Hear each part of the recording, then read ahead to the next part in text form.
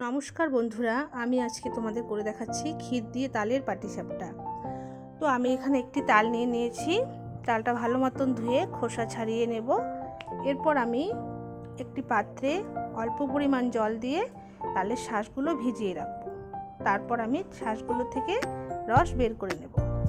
আমি কিন্তু খুব কম পরিশ্রমে তাল থেকে রসটা বের করে নিয়েছি। তো তোমরা যদি এই টিপসটি জানতে চাও আমার কমেন্ট বক্সে এসে কমেন্ট করো, আমি আমার নেক্সট ভিডিওতে টিপসটি নিয়ে চলে যাব। তো এবার আমাদের তাল থেকে তেতো ভাবটা কাটাতে হবে, তাই আমি একটি ছোট্ট পান পাতায় কিছুটা পরিমাণ চুন মেখে তালের এই রসে চুবিয়ে রাখবো আধা ঘন্টা।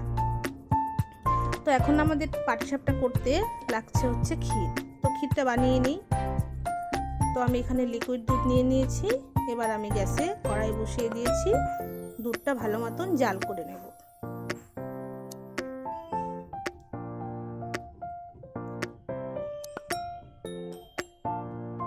দেখো দুধটা কিন্তু শুকিয়ে গেছে। এবার আমি মেপে রাখা হাফ কাপ চিনি এখানে দিয়ে দিচ্ছি।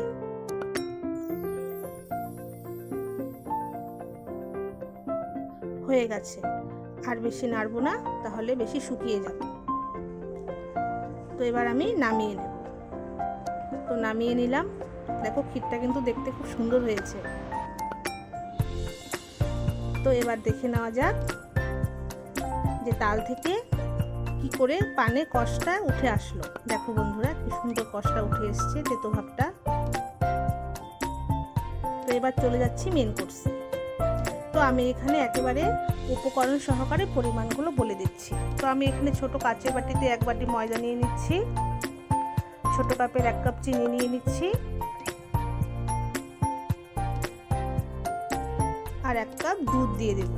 আমি এখানে গরুর দুধ দিয়েছি, তোমরা চাইলে লিকুইড দুধ দিতে পারো, তবে হ্যাঁ, দুধটা দিতে হবে ঠান্ডা করে। এবার একটা ব্যাটার তৈরি করে নেব। দেখো ঠিক এরকম ভাবে তৈরি করে নিতে হবে। এবার আমি কড়াই বসিয়ে দিয়েছি। তো তেল দিয়ে দিলাম। তেলটা দিয়েছি আমি বেগুনের পেছনের অংশটুকু কেটে নিয়েছিলাম, সেটা দিয়ে তেলটা দিলাম কড়াতে, সুবিধে হয়। তো এবার আমি দিয়ে দিলাম তালের গোলাটা। এরকম গোল শেপ করে দিয়ে দিতে হবে, একটু হতে দিতে হবে। তো হয়ে গেছে। এবার আমি ক্ষীরটা দিয়ে দিচ্ছি।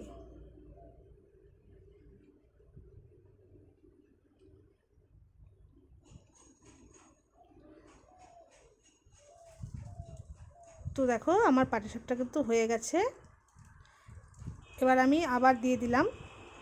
তো একই রকম শেপে আমি দিয়ে দিব। তো দিয়ে দিচ্ছি ক্ষীর। আমি এমন করে পাটিসাপটাগুলো ভেজে নেব।